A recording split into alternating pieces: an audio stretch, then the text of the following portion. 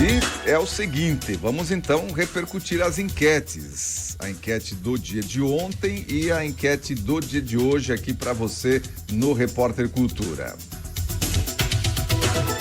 A enquete do dia de ontem, vamos lá. Na enquete do dia de ontem a gente pediu a sua opinião de quem deveria ser a responsabilidade. Lembram que repercutiu muito no nosso Repórter Cultura ontem a questão das estradas, das rodovias estaduais que ligam Timbó aos municípios vizinhos?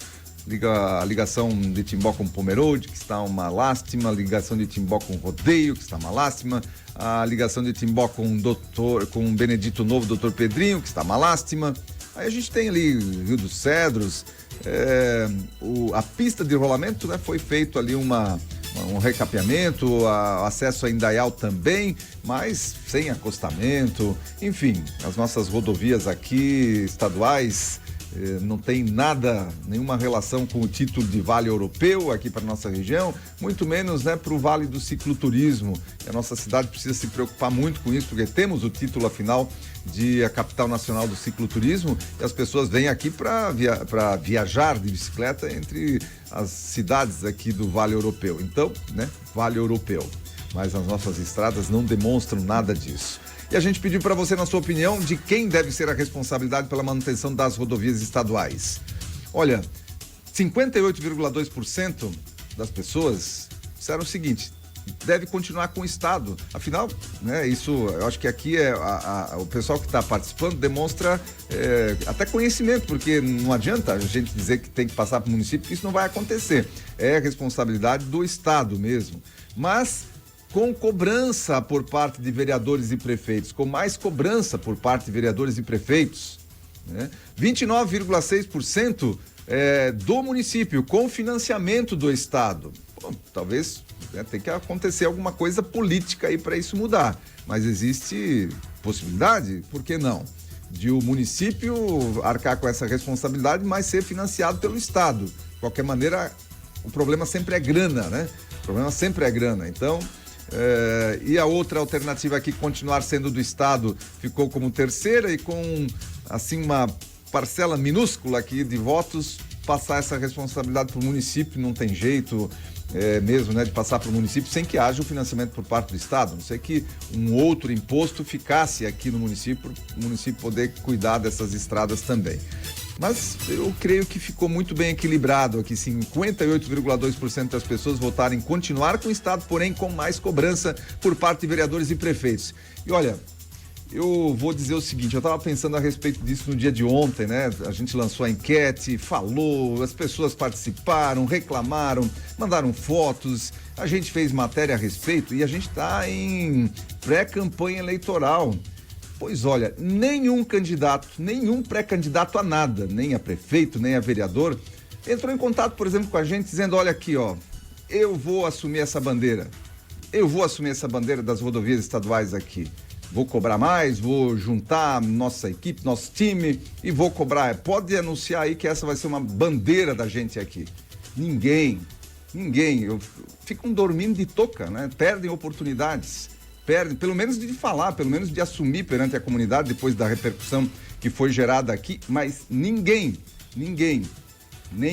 nem candidato a vereador, nem candidato a prefeito, ninguém se manifestou a respeito, dizendo: poxa, olha, legal, esse é um assunto importante e nós temos isso no nosso plano de governo, nós vamos ter isso vai ser uma bandeira que a gente vai assumir. Ninguém, dormiram de touca. E ainda falando sobre essa enquete, essa opção ali das rodovias estaduais serem de responsabilidade do município com financiamento do Estado, também é uma visão interessante, até porque o senhor secretário de Infraestrutura está lá sentado no gabinete dele e não está aqui nas nossas estradas andando diariamente. Ele não sabe da nossa urgência e das nossas necessidades, assim como várias outras cidades passam pela mesma situação. Quem sabe disso são os munícipes, né? São as pessoas que moram na cidade. Então também que usam essas rodovias. Isso, então também é uma visão interessante. Com certeza, não deixa de ser. Aí tem que haver articulação política nesse sentido. Mas volto a dizer, nossos políticos aqui, pré-candidatos, enfim... ninguém se manifestou a respeito dizendo: poxa vida, essa é uma bandeira interessante que a gente vai assumir. Muito bem, vamos lá. A enquete do dia de hoje, então, a gente já repercutiu por aqui bastante, né? A gente está colocando aqui Portal de Timbó, após desistência da empresa que teria iniciado a construção, novo pregão sem interessados, nova empresa se habilitou. Então, agora parece que vai sair do papel definitivamente. Mas quero pedir para você hoje aqui, você ainda considera o portal uma obra prioritária, necessária até para a nossa cidade? Uma resposta simples, sim ou não, mas você também pode se manifestar através das nossas plataformas digitais, o nosso WhatsApp, o nosso Facebook, o nosso YouTube. Dê a sua opinião, escreva aí sua opinião que a gente vai repercutindo as opiniões dos nossos ouvintes sobre essa questão do portal. Acha interessante ainda? Você acha prioritária essa obra para a nossa cidade? Isso vai fazer alguma diferença para a nossa cidade, ter ou não ter um portal? De fato, faz diferença para a cidade? Enfim, toda opinião é válida, você pode escrever por aqui também e vote na nossa enquete do dia de hoje, compartilhe ela aí nos seus grupos de amigos e familiares. A enquete, então, está sendo distribuída nos grupos de WhatsApp neste momento. Enquanto a gente vai repercutindo aqui as notícias do Giro de Notícias, você já pode ir participando, você que faz parte dos nossos grupos de jornalismo, para você que também está na nossa live pelo Facebook, também será em breve destacado aí para você. Já sendo colocado aqui, já está à disposição também no YouTube, enfim, você já pode votar. Daqui a pouquinho a gente também compartilha com quem está participando individualmente aí pelo WhatsApp da Cultura. Continuando aqui o nosso giro de notícias, falando do governador em exercício que anunciou o repasse de 5 milhões de reais para a Defesa Civil de Santa Catarina. Bom, o governador Mauro de Nadal é o governador em exercício do estado de Santa Catarina e autorizou ontem, na quinta-feira, o repasse de 5 milhões de reais para a Secretaria de Estado da Proteção e Defesa Civil. Os recursos são via emenda parlamentar regionalizada para os municípios da Grande Florianópolis. A Assembleia Legislativa de Santa Catarina, por meio da emenda constitucional, reservou 25% dos recursos economizados pela Casa Legislativa para as emendas impositivas das bancadas regionais do Parlamento. Segundo aqui o governador Mauro de Nadal, esse gesto dos deputados é justamente para fortalecer lá na ponta a Defesa Civil do Estado, mas também as estruturas municipais e com isso garantir uma melhor resposta ao cidadão. Sabemos da relevância da Defesa Civil nesse atendimento a possíveis desastres e também no monitoramento para avisar de possíveis catástrofes, destacou então o governador em exercício Mauro de Nadal.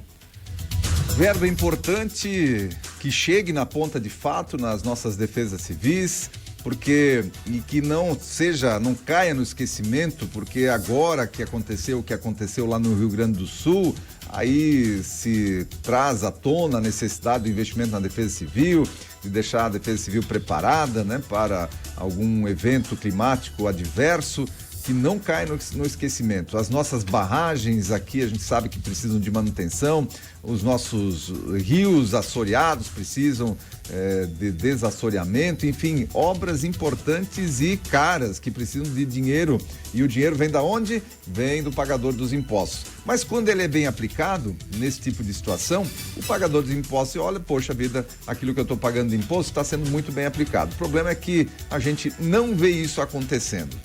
Quando a gente sai aqui do nível municipal, onde a gente tem mais controle, tem mais poder de cobrança, vai para o nível estadual, já fica mais complicado, né? O voto acontece de 4 em 4 anos, os deputados ficam mais distantes da gente, eles aparecem vez ou outra, mas a gente não tem o mesmo acesso a um governador e a um deputado estadual, mesmo acesso que nós temos a um vereador e ao prefeito da cidade, com certeza.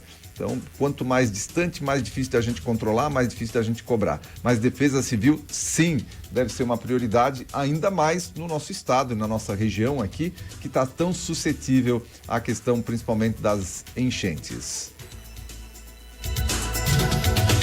Olha, uma pesquisa da FURB, uma notícia interessante aqui para todos nós, pais de crianças e adolescentes. Pesquisa da FURB revela que 1/3 dos adolescentes de escolas municipais em Blumenau, escolas municipais, essa pesquisa foi realizada, estão acima do peso. Uma pesquisa de mestrado da Universidade Regional de Blumenau, a FURB, divulgada ainda no mês de março e agora vindo à tona na imprensa, avaliou o estado nutricional de 675 adolescentes de 10 a 15 anos, estudantes da rede municipal de ensino de Blumenau.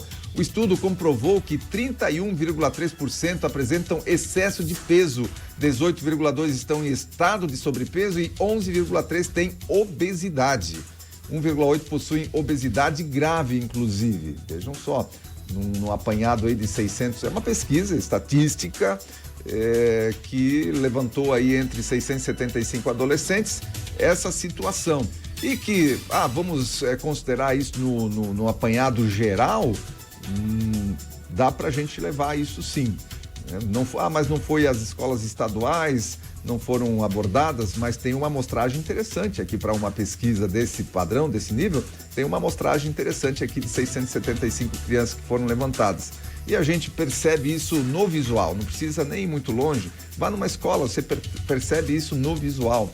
Então, a pesquisadora Angélica Frison Krinders Ludwig realizou o estudo sob a orientação da professora Luciane Coutinho de Azevedo para o mestrado em saúde coletiva ali da FURB. Foi o primeiro estudo populacional realizado com rigor científico para avaliar essa população específica em Blumenau, conforme a nota oficial. Os resultados foram divulgados no mês de maio ainda, durante uma banca pública de defesa de dissertação no campus 3 da universidade. Em maio foi divulgado lá internamente na universidade e agora saindo para a imprensa regionalizada. Segundo as pesquisadoras, os índices revelados pela pesquisa são elevados e precisam de ações imediatas. A média de 31,3% de adolescentes com excesso de peso é superior ao descrito em estudos de base nacional e estudos populacionais regionais publicados lá em 2014 e 2015, claro que já há 10 anos atrás, são os últimos estudos aí de IBGE e de censo, mas preocupa essa situação porque a gente vê isso no visual, né? Se a gente pega agora os dados da pesquisa, começa a observar, isso a gente percebe essa situação mesmo. A pesquisa revelou então que 65% dos estudantes estavam em estado nutricional adequado. Lógico, se tem 30 e pouco ali com problema, tem a outra parte que está em estado nutricional adequado. Também conhecido como eutrofia. Outros dados comprovam que 3% apresentavam magreza e 0,3% estavam com magreza extrema, inclusive. A faixa etária de 10 a 15 anos foi escolhida por conta da importância de identificar de maneira precoce os casos de excesso de peso, assim como intervir caso o quadro seja grave ou doenças crônicas apareçam, segundo as pesquisadoras. Uma pesquisa interessante, foi tese de mestrado, mas agora vem à tona aí na imprensa regional e a gente traz aqui para você também. Por quê? Porque é uma preocupação que nós, pais, devemos ter com relação ao tipo de comida. Hoje em dia, essas comidas enlatadas, esses fast foods da vida, as crianças gostam, adoram, a gente também muitas vezes, né? Gosta muito disso. A falta de atividade física, mora em apartamento, mesmo que mora em casa, não faz atividade física porque está o dia inteiro colado em celular, em televisão, em computador.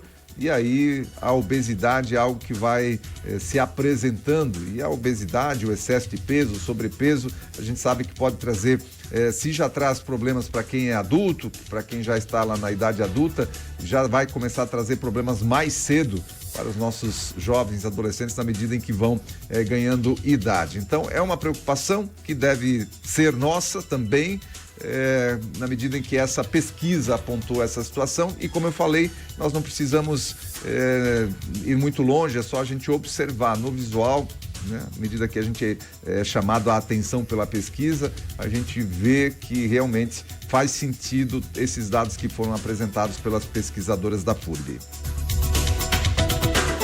Se você tiver alguma opinião sobre as informações que nós vamos passando aqui pra gente, por exemplo, sobre essa pesquisa, você concorda com essa pesquisa aqui de que as crianças e adolescentes estão com um percentual alto aí acima do peso, né? Se você também observa essa situação, você também pode comentar com a gente, vai comentando, vai colocando aqui nas nossas plataformas digitais, que na medida do possível a gente vai comentando aqui com você. Olha, você sabia que o risco de AVC aumenta em 30% durante o inverno? É mais comum os casos de AVC nesta temperatura mais baixa. Sabe por que isso acontece? Porque o organismo faz de tudo para manter o calor interno do corpo ao redor dos 36 graus. Então, as temperaturas abaixo dos 15 graus são as mais perigosas.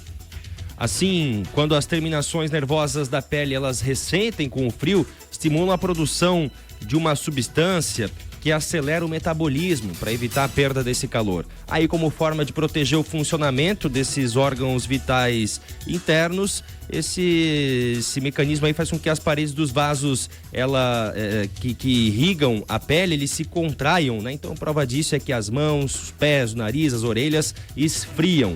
Aí o coração precisa fazer mais força para bombear o sangue. Aí, além disso, como as pessoas sentem menos sede no frio, as pessoas acabam ingerindo menos líquido e desidratam. Aí o sangue mais denso e viscoso coagula mais facilmente, o que colabora também para o aumento da pressão sanguínea. E tem mais, nas baixas temperaturas, o aumento da pressão sanguínea sobre a parede dos vasos que estão com esse calibre reduzido, além de sobrecarregar o coração, facilita o desprendimento de placas de gordura que estão localizadas nas artérias, o que pode bloquear o fluxo de sangue para o coração e para o cérebro. Idosos, hipertensos, diabéticos, obesos, fumantes e sedentários precisam redobrar os cuidados no inverno. Até quem não pertence a esses grupos de risco deve evitar a exposição prolongada ao frio intenso e o choque térmico, que é causado pelas quedas bruscas de temperatura. Então, as principais recomendações para evitar o risco de AVC durante o frio é evitar a exposição ao frio intenso, se possível, utilizar camadas de agasalho. Caso trabalhe na rua ou no campo, por exemplo, e principalmente fazer o controle dos fatores de risco. Ainda, em caso de sintomas como dor de cabeça repentina, mudança de expressão facial, como boca torta, dificuldade para mover um dos braços ou pernas e mudanças na fala, o paciente ou familiares devem buscar ajuda médica o quanto antes. Bem, atividade pública aqui no nosso giro de notícias, porque o AVC aumenta em 30% o risco de acontecer durante o inverno, principalmente para aquelas pessoas que estão em grupo de risco. Então, muita atenção, se agasalhar bem, não ficar exposto ao frio exageradamente.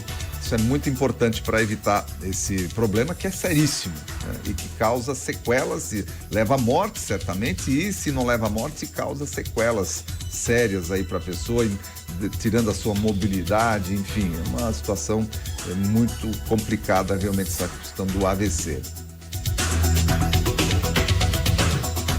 Notícia vinda lá da Câmara Federal, que é aquela história de onde não se espera nada, dali é que não sai nada mesmo. A Câmara dos Deputados concluiu a votação da proposta de emenda à Constituição, uma PEC, veja só, uma proposta de emenda à Constituição, que visa criar um programa de refinanciamento de dívidas para partidos políticos, seus institutos ou fundações, apelidada de PEC da Anistia, por isentar partidos de pagarem multas quando descumprirem as cotas de repasse a candidaturas de negros e mulheres. A proposta será encaminhada ao Senado. A proposta isenta juros e multas acumuladas, aplicando apenas a correção monetária sobre os montantes originais. Relatada pelo deputado Antônio Carlos Rodrigues, do PL do São Paulo, a PEC também considera cumprida a aplicação de recursos em candidaturas de pessoas pretas e pardas até a promulgação da futura emenda. No entanto, os partidos devem aplicar a diferença não cumprida nas 4 eleições seguintes a partir de 2026. Aqui é só um vernizinho. Essa história aqui de cota e tal é um vernizinho nessa PEC. Mas o que essa PEC está fazendo, de fato, e aqui a gente vê partidos de direita, partido de centro, partido de esquerda, todos unidos. Aqui, maravilha, né? Olha o momento em que todos os partidos se unem, afinal, eles aprovaram, agora vai para o Senado, todos os partidos se unem para trazer benefícios para si próprios. Porque eles estão isentando de multa e juros essas multas, não está falando aqui, mas se você vai a fundo no projeto, né, então eles procuram não divulgar isso, mas eles podem usar o fundo eleitoral, inclusive, para pagar esse tipo de dívida e para outros tipos de aplicação que hoje não é permitido por lei. Então, é a malversação do recurso público pelos partidos, e aí Quando é para o seu interesse, para o interesse próprio, aí se unem todo mundo. Aí a esquerda, direita e centro, todo mundo unido para ferrar com a população e com o dinheiro público. E oposição derrota governo Lula e consegue incluir carnes na cesta básica com imposto zero. Opositores do governo Lula conseguiram mais uma vitória nesta última quarta-feira e conseguiram incluir carnes no rol de alimentos com 100% de isenção na regulamentação da reforma tributária. Então foi o bloco anti-Lula na Câmara, podemos dizer assim, que graças a eles então devem entrar na lista as proteínas bovinas, de peixes e de suínos. O destaque foi apresentado pelo PL, legenda do ex-presidente Jair Bolsonaro, que propôs alíquota zero para os alimentos. O Ministério da Fazenda, liderado pelo ministro Fernando Haddad, atuou para barrar a determinação, mas acabou sem êxito. Os congressistas da oposição comemoram e discursaram, enaltecendo desoneração, frisando que foi conquista do PL, resultando no recuo forçado dos governistas quando notaram que o destaque passaria de qualquer maneira.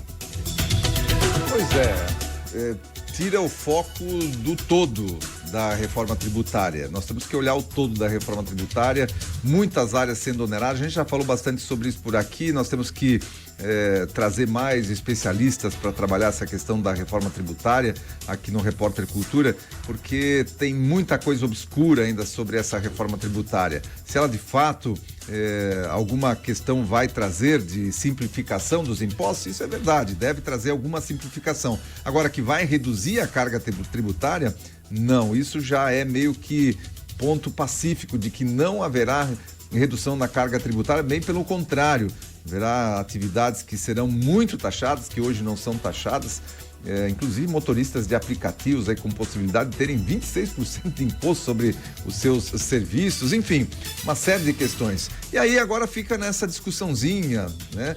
Teve uma ouvinte que trouxe um dado importante, uma consideração importante ontem, num comentário que ela fez sobre a questão das rodovias aqui estaduais, que fica nessa discussãozinha entre Lula e Bolsonaro, entre PL e PT, e aí passa desapercebido o principal. Agora fica aí discutindo quem é que foi o responsável por ter incluído a carne na cesta básica. O governo dizendo, inclusive depois que isso aconteceu, o próprio governo dizendo, não, mas o presidente Lula não iria aprovar, querendo trazer para si o mérito de a carne não ter sido, ter sido excluída aí ou incluída na cesta básica com imposto zero. Não, mas o presidente Lula não iria aprovar, isso é mérito total do Lula.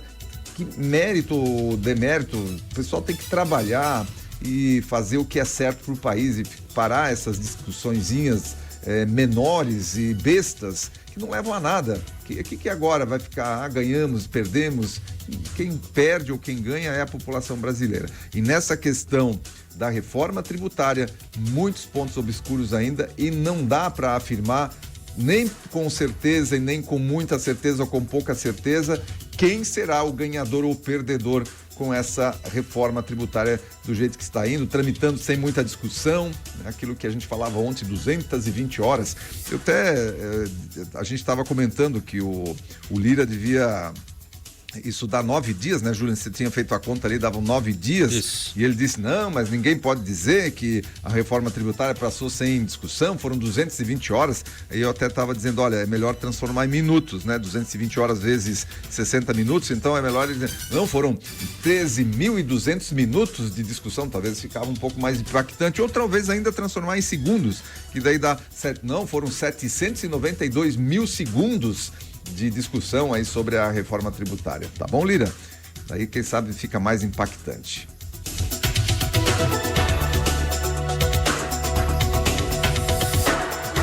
Bom, o Banco Central comunica vazamento. É isso mesmo, mais uma vez, vazamento de dados de 39 mil chaves Pix, um total de 39.088 chaves Pix de clientes da 99 ou 99 Pay. Instituição de pagamentos tiveram dados vazados, informou nesta quarta-feira ainda o Banco Central. Este foi o 11º vazamento de dados desde o lançamento do sistema instantâneo de pagamento em novembro de 2020. Segundo o Banco Central, o vazamento ocorreu no dia 26 de junho e dia 2 de julho e abrangeu o nome do usuário, o cadastro de pessoa física, o CPF, com máscara, CPF com asterisco para não mostrar todos os números, a instituição de relacionamento, a agência e o número da conta. O vazamento, apontou o Banco Central, ocorreu por causa de falhas pontuais em sistemas da instituição de pagamento. A exposição, informou o Banco Central, ocorreu em dados cadastrais, que não afetam a movimentação de dinheiro. Dados protegidos pelo sigilo bancário, como saldos, senhas e extratos, não foram expostos.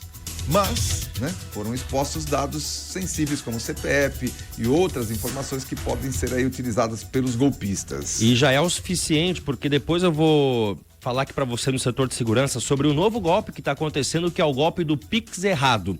Aí você vai ficar sabendo por que esses vazamentos acontecem e por que o simples vazamento aqui de o número ou o Pix da pessoa já é o suficiente para que os golpistas apliquem esse tipo de golpe. E aí, mais uma vez, aquela situação, 99Pay, instituição de pagamentos. Hoje a gente está sendo aí bombardeado o tempo todo por banco digital. Faça sua conta aqui, guarde seu dinheiro aqui, vem aqui com a gente. Tomem todo cuidado, confiem sempre nas instituições certas. Ao fazer compras pelo celular, compras pelo computador, porque, na verdade, nenhuma instituição financeira está livre, desses ataques. Mas a gente sabe que hoje tem muita instituição financeira aí que o tempo todo manda mensagem para você, recado para você e não te traz segurança nenhuma. Qual que é a contrapartida? Você vai abrir uma conta lá, vai passar seus dados sensíveis, vai botar seu dinheiro lá. E qual que é a contrapartida dessas instituições financeiras com você? Claro que eu não estou aqui culpando a 99Pay e instituições de pagamentos, porque esses hackers, esses vazamentos acontecem porque tem pessoal atacando as instituições financeiras, mas ela tem que fazer de tudo para preservar os pagamentos, os dados das pessoas. E hoje com esse bombardeamento aí de instituições financeiras fica muito fácil, a população fica muito suscetível a ter esses dados vazados. E tem a Lei Geral de Proteção de Dados, certamente a 99Pay aí deve ser enquadrada nessa lei de vazamento de dados e vai ter que responder por isso também. 7h29, assim a gente encerra o nosso giro de informação nesta manhã de